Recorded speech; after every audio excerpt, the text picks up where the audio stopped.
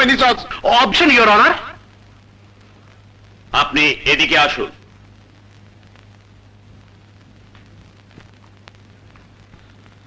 আপনি কথা বললে আপনার উকিলকে কথা বলতে দেয়া হবে না। আমার উকিলের দরকার নাই, আপনি হুকুম দিলে আমি তারে জিগাই জিগাই সে চুপ থাকা কেন আদালতে সময় নষ্ট করতেছে? আমার হাতে সময় খুব কম হুজুর, হাসপাতালে আমার স্ত্রী মৃত্যুর সাথে লড়াই করতেছে। আমি এর বাপ কিনা সে কথা জিগামো না, আমার স্ত্রী তার মা কিনা তাও জিগামো না।